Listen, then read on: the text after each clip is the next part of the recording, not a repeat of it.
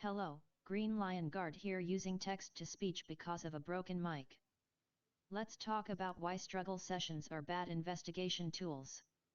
It's common practice in the VA industry to use struggle sessions against male voice actors instead of properly looking into matters as they do the female counterparts. As a result, many male voice actors are cancelled for outright lies that are never exposed because of a false confession. The proper term for these confessions is confession under duress or false confession under duress, and it severely compromises the integrity of the statement regardless of its truth or not. Over the centuries, mortals found out that stress was not a very good tool for extracting the truth, so people not invested into the truth often cling to the idea of struggle sessions.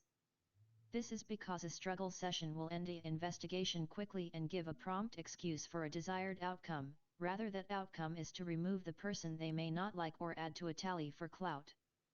Make no mistake, this is an ethical issue, and if the HR/PR industry want to continue to be useful, they will have to adapt to seek the truth rather than a quick confession. Struggle sessions work specifically by putting abusive levels of stress on the person under investigation. These horrible events are used for anything from promoting political agendas to force people to conform to terms they may not under their normal state of mind. For example, imagine you are a male voice actor who is suddenly accused of a horrible crime you did not commit.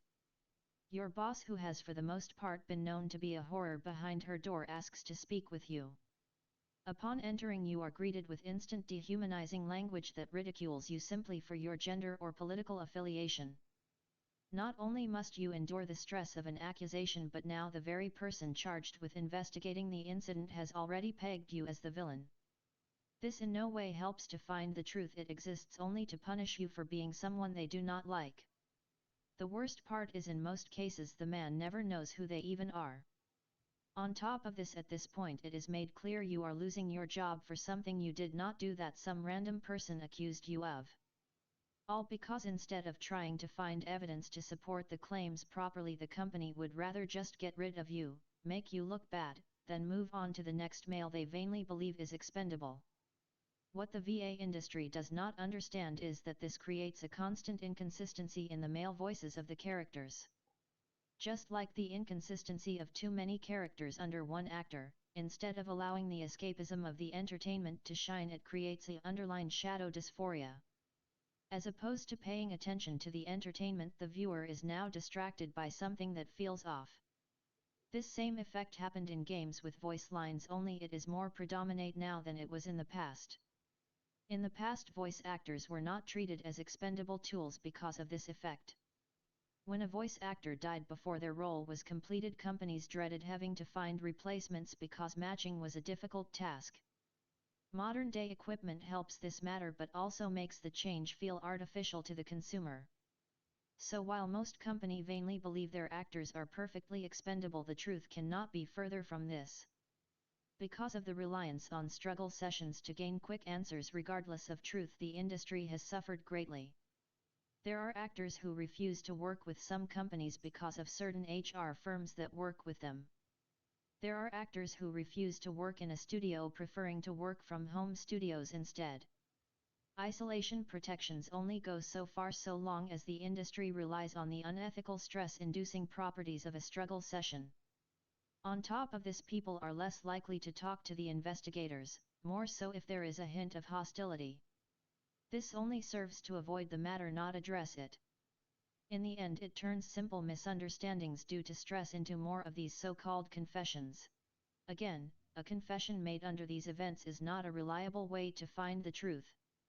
Since an investigation's sole purpose should be to find the truth of a matter, this makes struggle sessions possibly one of the worst tools to use.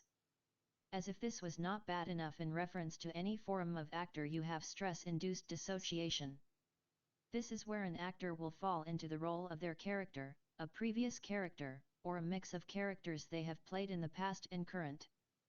This makes any statement they make until clarity comes even more unreliable, as it is not them that is making the statement but an anxiety reaction to being overstressed during a struggle session. As a result, you can be pulled from seeing the truth of a matter to believing a lie excessively quickly.